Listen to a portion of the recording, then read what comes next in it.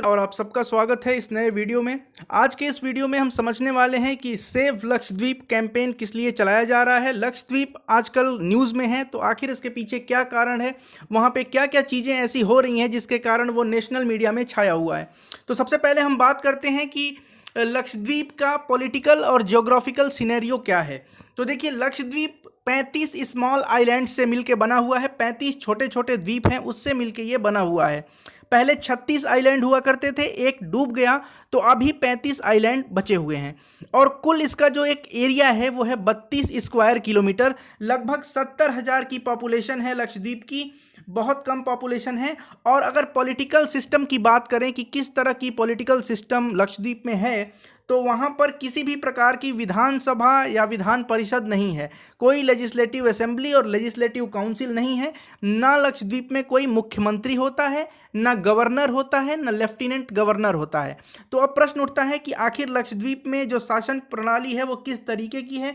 तो देखिए, वहाँ पर लोकल सेल्फ गवर्नमेंट चलता है, स्थानीय स्वायत्त शासन। ये क्या होता है, स्वशासन क्या होता है, तो जो हमारे पंचायत होते हैं वहाँ पर भी पंचायती राज सिस्टम लागू है। और एक एडमिनिस्ट्रेटर होगा जो केंद्र सरकार के द्वारा, यानी कि राष्ट्रपति के द्वारा अपॉइंट किया जाता है। तो अब क्या इसमें आगे की चीज़ें हैं वो समझते हैं। सबसे पहले बात करें कि वर्तमान में कौन वहाँ पे एडमिनिस्ट्रेटर है। तो वर्तमान में वहाँ एडमिनिस्ट्रेटर हैं प्रफुल्ल खोड़ा पटेल। ये अभी हाल फिलहाल में सिर्फ लक्षद्वीप के ही एडमिनिस्ट्रेटर नहीं हैं, बल्कि दमन दीव और दादरा नगर हवेली के भी एडमिनिस्ट्रेटर हैं ये।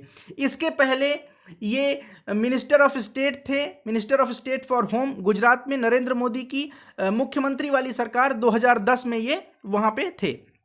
भारतीय जनता पार्टी के लीडर हैं। इसके पहले जब भी लक्षद्वीप में या दादरा नगर हवेली में किसी एडमिनिस्ट्रेटर का अपॉइंटमेंट होता था, तो वो किसी न किसी तरीके से ब्यूरोक्रेटिक बैकग्राउंड का होता था। या तो आईएएस अधिकारी है या आईपीएस अधिकारी है, इस तरह के लोग अपॉइंट किए जाते थे लक्षद्वीप में एडमिनिस्ट्रेटर के लिए। लेकिन इस बार ऐसा हुआ है, पहली बार हुआ है जब किसी राजनीतिक व्यक्ति को वहाँ पे अपॉइंट किया गया है। अब बात करते हैं कि लक्षद्वीप सेव लक्षद्वीप कैंपेन क्यों चलाया जा रहा है। तो इसके पीछे कारण क्या है कि हाल फिलहाल में लक्षद्वीप में जब से ये एडमिनिस्ट्रेटर अपॉइंट हुए हैं, कुछ ऐसी घटनाएं घटी हैं, कुछ ऐसे बिल या रेगुलेशन लाए गए हैं लक्षद्वीप में जो वहाँ की लोग प्रोटेस्ट कर रहे हैं उसके खिलाफ। क्या है, तो देखिए, सबसे पहला है Lakshadweep development authority regulation. Lakshadweep development authority regulation जो है, इसका ड्राफ्ट लाया गया।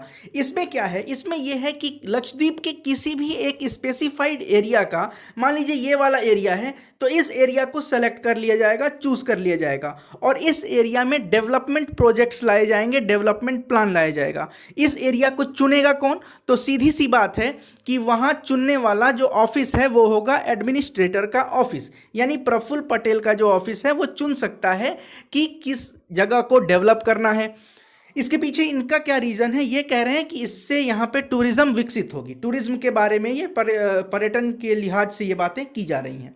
अब इसमें क्या होगा, अगर किसी एरिया को डेवलपमेंट करने के लिए लिया गया तो वहाँ के जो लोग हैं उनको डिस्प्लेस किया जाएगा, रिलोकेट किया जाएगा। एक इसमें सबसे खास बात यह है कि इस पर कोई लीगल क्वेश्चनिंग नहीं हो सकती है। अगर उन्होंने चुन लिया कि इस जगह पे हम डेवलप करेंगे तो उस जगह पे वो डेवलप करेंगे।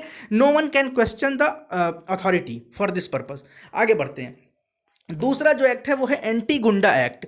अब एंटी गुंडा एक्ट क्या है, तो एंटी गुंडा एक्ट में यह है कि किसी भी व्यक्ति को 1 साल के लिए बिना पब्लिक डिस्क्लोजर के वहाँ पे डिटेन किया जा सकता है।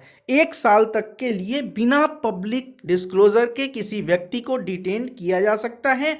और ये वहाँ हो रहा है जहाँ पर देश में सबसे कम क्राइम रेट है। वहाँ कौन से लोग रहते हैं, तो मलयालम बोलने वाले लोग रहते हैं। केरल से 200 से 400 किलोमीटर की दूरी है इसकी। और वहाँ पे जो ग्रुप है वो मलयालम बोलने वाले लोग हैं और मलयाली मुस्लिम्स ज़्यादा हैं वहाँ पे। तो एंटी गुंडा एक्ट की बात हो गई। फिर आगे बढ़ते हैं, कुछ और इश्यूज़ भी हैं। और इश्यूज़ में देखिए, एक इशू है न्यू पंचायत रेगुलेशन। अब ये जो नई पंचायत रेगुलेशन है, इसमें कई सारे चीज़ें लाई गई हैं। पहली चीज़ तो ये है कि जिस व्यक्ति के 2 से अधिक बच्चे होंगे वो वहाँ पे कॉन्टेस्ट नहीं कर सकता इलेक्शन। एक मेंबर ऑफ पार्लियामेंट की पोस्ट है वहाँ पे, कोई सीएम वगैरह गवर्नर वगैरह है नहीं। वहाँ जो लोकल सेल्फ गवर्नमेंट है, पंचायत वाली जो सिस्टम है, वहाँ पर किसी व्यक्ति के अगर 2 से अधिक बच्चे हो गए तो वो वहाँ पे क्या कर सकता है, चुनाव नहीं लड़ सकता है, सिर्फ लक्षद्वीप में।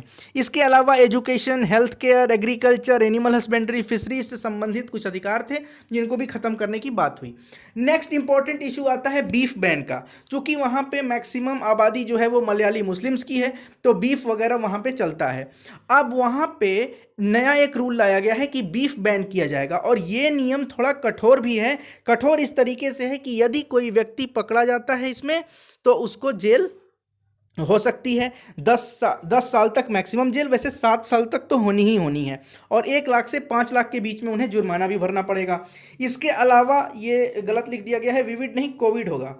कोविड से संबंधित मिसमैनेजमेंट, जब पिछली लहर थी वहाँ कोरोना वायरस का एक भी केस लक्षद्वीप में नहीं पाया गया। इस बार लक्षद्वीप में अब तक सेकेंड वेव में 6000 केस पाए गए हैं और लगभग 24 लोगों की मृत्यु हो चुकी है। तो 6000 केस, 70,000 की आबादी वाले जगह पे 6000 कोरोना के केस होना, ये भी लोगों को, ये भी आप समझ सकते हैं कि ठीक नहीं है।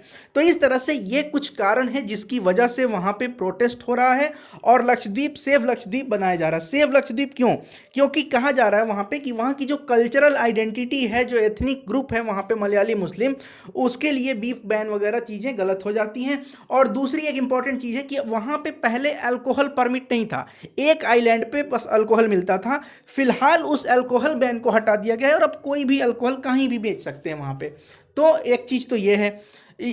इसके पीछे सरकार का तर्क क्या है? सरकार का तर्क है, ये जो अथॉरिटी है बनी हुई प्लान और डेवलपमेंट के लिए, कि टूरिज्म बढ़ाया जाए। जैसे अलग अलग जगहों पे, मालदीव्स वगैरह में या फिर भारत में ही अलग अलग जगह पे टूरिज्म वगैरह है, वैसे ही इसको डेवलप करने की कोशिश ये लोग करना चाहते हैं। लेकिन इसके पीछे नुकसान भी है। वो जो डेवलपमेंट प्रोजेक्ट्स हैं उससे वहाँ की बायोडाइवर्सिटी, वहाँ के इकोसिस्टम को नुकसान पहुँचेगा। तो इस तरह से कुछ चीज़ें थीं जिसकी वजह से लक्षद्वीप अभी चर्चा में चल रहा है और लगातार सेव लक्षद्वीप कैंपेन भी चल रहा है पूरे भारत में। तो आशा करता हूं कि आपको ये लक्षद्वीप वाला कॉन्सेप्ट समझ में आया होगा कि क्या क्या इश्यूज़ हैं वहाँ पे, करंट अफेयर से रिलेटेड सारी बातें क्लियर हो गई होंगी। अगर अच्छा लगता है तो वीडियो लाइक करें, कमेंट करें, शेयर करें। चैनल को अब तक सब्सक्राइब नहीं किया है तो सब्सक्राइब कर लें और नीचे डिस्क्रिप्शन में हमारे टेलीग्राम चैनल का लिंक है, उससे ज़रूर जुड़ें। बहुत बहुत धन्यवाद। Thank you so much.